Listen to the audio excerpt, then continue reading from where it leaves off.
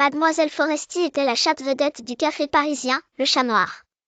Je suis encore jeune, insista-t-elle, même si ses sauts devenaient de plus en plus hésitants. Prendre l'escalier, c'est juste une question d'élégance, disait-elle en tentant, non sans mal, de sauter sur le comptoir.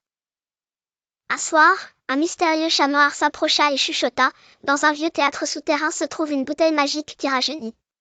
Foresti dressa les moustaches. De la magie? C'est une blague, n'est-ce pas? Mais un vieux théâtre souterrain? Poussiéreux, des tapis râpeux sous les pattes. Burk. Je n'ai pas besoin de tout ça. Je suis déjà irrésistible. Tout en disant cela, elle fixa son reflet dans une vitre, les yeux plissés. Le vieux chat Maurice, habitué du café, apparut alors. Vieillir, ce n'est pas si mal, Foresti.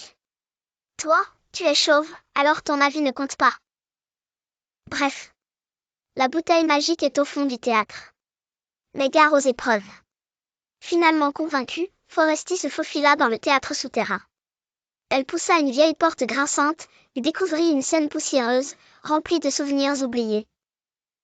Foresti le fixa et lança, la jeunesse, ça ne s'attrape pas. Ça se montre. Enfin, elle atteignit la bouteille, mais elle était vide. Quoi? C'est une blague? Les lumières du théâtre s'allumèrent soudainement. Foresti se retrouva au centre de la scène, face à une salle remplie de vieux amis. Montre-nous ton véritable talent. À ce moment-là, les lumières du théâtre se sont soudainement allumées et Foresti était au milieu de la scène. Tu m'as piégé. De retour au café, elle savourait son triomphe.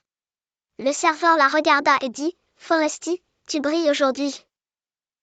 Elle haussa les épaules, bien sûr. C'est la magie. Enfin, c'est ce que j'aime faire croire, étoile rutilante Mademoiselle Foresti, toujours au sommet.